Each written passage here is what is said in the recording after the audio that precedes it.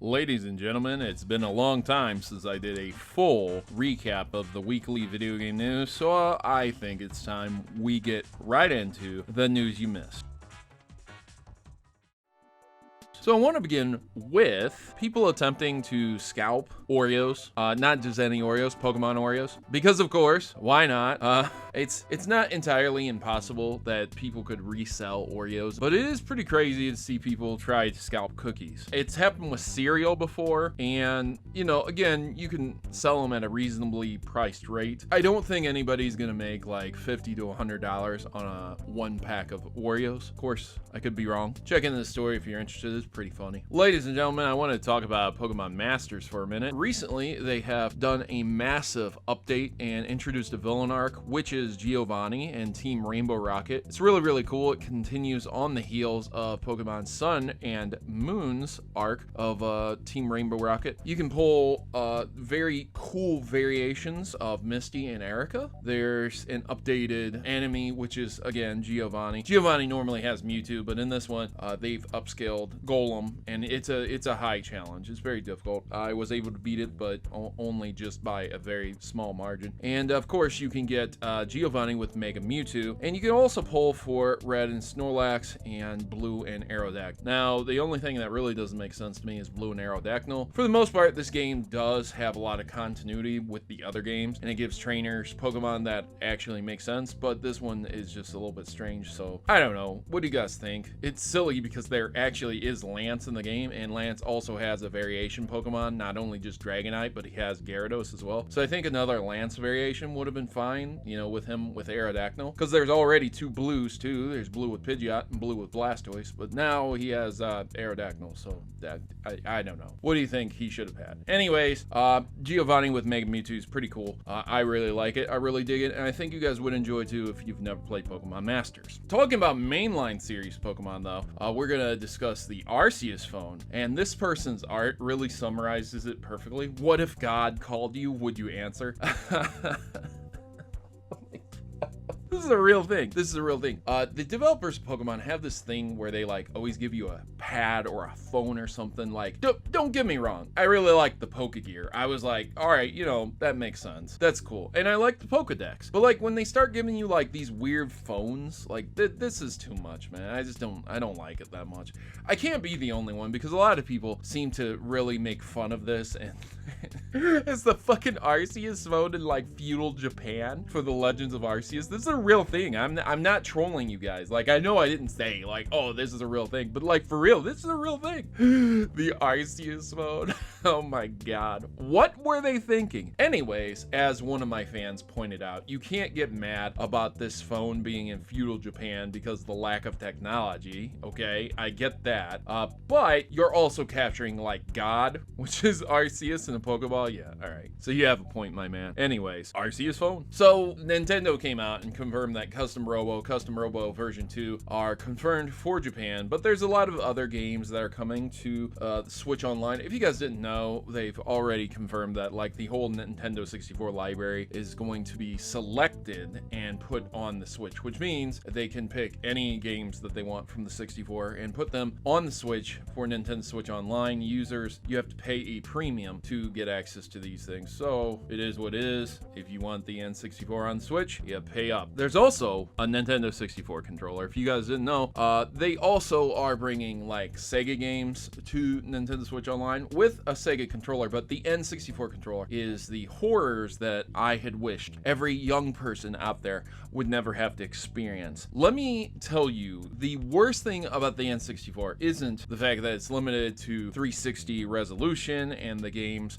were terrible in comparison to how much space you could get onto a PlayStation disc. No, it was the Trident controller. It is such an abomination of controllers, and I think most people would agree with. Yes, you can use it. Yes, it plays well. The analog stick was revolutionary, but it is still a very uncomfortable controller. So if you wanted the full experience, you can buy it and have the original experience on your Switch. Super Nintendo World is also going to be introducing a whole Donkey Kong area that's going to be put in 2024. This is Universal Studios of Japan, of course, so if you're an international traveler or you want to go and visit, that's pretty cool. But eventually, maybe they'll come to America as well. And, well, hey, Donkey Kong World, you know, that's pretty awesome. There's a fan who's also reached the max Switches count for hours, and that's 9,999 hours played, which is pretty crazy. It doesn't matter the game. It really just, honestly, it doesnn't matter. At the end of the day, that's a lot of playtime, am I right? I remember thinking that like 200 to 300 hours on Pokemon was a lot for me, and this guy here is capped off just shy of 10,000 hours. So let's jump into some Xbox news, right? We're not all Nintendo and Pokemon players only, we're multi-system. So Xbox's latest update has made it easier to run emulators on the Xbox Series S and X. So basically you can go to the browser, and because of the Java update that has occurred, you can play any games that allow emulators to run on the internet. You have an internet browser on your Xbox Series X and S, which you of course do. You can just go in and type the web address and you can run them from said web browser. So that's pretty cool. It's pretty limited to lower scaled emulators because again, you're still going to want to actually install the emulator and use the hardware properly. But for right now, if you really wanted to, you could emulate the Nintendo 64 on your Xbox Series X or S. So that means you wouldn't have to pay for Nintendo Switch Online and hope they added your favorite N64 game.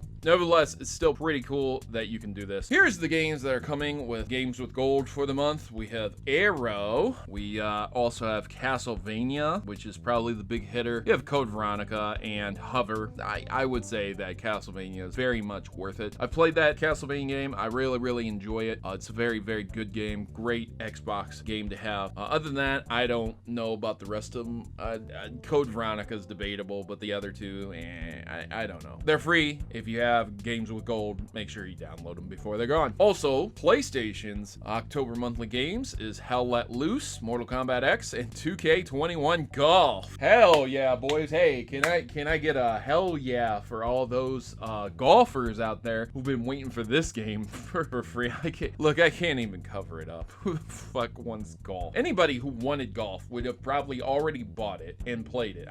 Whatever. Maybe you like golf, okay? I'm not downing you for liking golf, but man, golf. Anyways, I like Mortal Kombat X a lot, but I don't know about Hell Let Loose, so maybe not. Maybe it's worth it, maybe it's not. You guys tell me in the comments. Puzzle Bobble is a very nice 3D rendition of good old Bobble, having a lot of Bobble assets thrown into it. It's a cool PlayStation game. It's nice to see that these two have not been forgotten in the corridors of time, and they are coming to a PlayStation game, PlayStation 5, PlayStation 4, PlayStation VR, all the good stuff. So there you go. Grand Theft Auto, the trilogy, the definitive edition, has surfaced. Seems very likely to come out if it has not already came out since this news has been released. It's not very hard to run these games. Most of these games are 20 plus years old at this point in time, which means you wouldn't need that much hardware power to run. I mean, for God's sake, San Andreas, the most difficult version of these games to run, can run on a cell phone, an older cell phone, I might add. So there you go. If you guys have never played these three games, I highly recommend Vice City and San Andreas, but pick them up if you've never played them. They're pretty fun. Bandai Namco is changing its logo from Bandai Namco to Bandai Namco. One is plain as day and very boring, and the other one has a little bit more color and is still just as boring with the text. Konami is holding a contest that's asking indie developers to make games based on some classic Konami IPs. They're probably going to have a grand prize, but the real prize is going to be hired by Konami to develop games themselves, which it seems like it would be a dream come true unless you know Konami's history, in which case it would really truly be a nightmare to get hired through them. Nevertheless, if you're an indie developer and you want to risk it, you can make some money and possibly get hired by Konami. Speaking of Castlevania, aforementioned earlier, you can get the Castlevania Advance Collection on the Nintendo Switch, PlayStation 4, PS5, Steam, Xbox One, and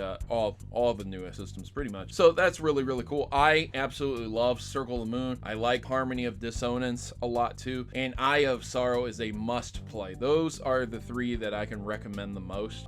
Personally, I I really don't know that much about Dracula X. I've played it before, and I mean, it's more of a classic adventure Castlevania. It doesn't have as many RPG aspects to it as the other ones do. So, I mean, I guess that's a good throw in there, because if you get tired of the RPG aspects, you can just play the arcadey version where you have a life bar and you take only so many hits and you can use sub items. The other ones have a much more in-depth system to them, but nevertheless, they're all great games and I highly recommend buying it. Five Nights at Freddy's movie script still needs creators' approval and loses the director, which is a shame. It seems like this movie is just not going to be made. There's not much to this article other than what the title says, so there you have it.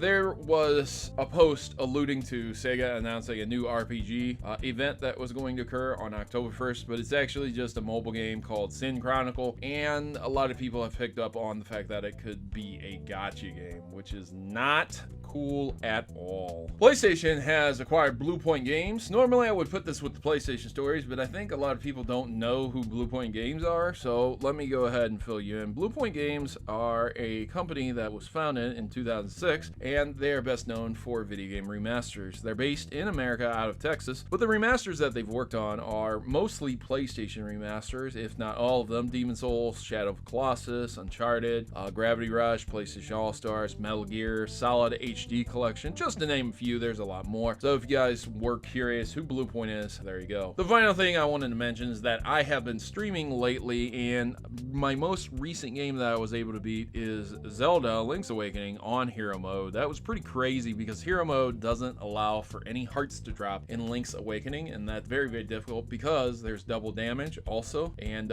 it was a rough game to get through with no heart drops. Like, they took away the hearts that fly in the dungeon, they took away the hearts from the pots, they took away the heart drops when you kill enemies. The only way you can refill your life is through fairies, is through getting a heart piece, or by purchasing and dying and resetting, and you're not fully healed if you have a certain amount of hearts either. So there you go, guys. If you're interested in that, check me out over on Twitch. But other than that, that's your news you missed for the week. What do you guys think? Did you enjoy this episode? What article spoke to you the most? Let me know in the comments down below, and you can feel free to give me a like if you enjoyed it, and share this with someone you might think needs to catch up on the news. I've been your host, Protomario, and as always, good gaming, God bless, and I'll see you in the next one.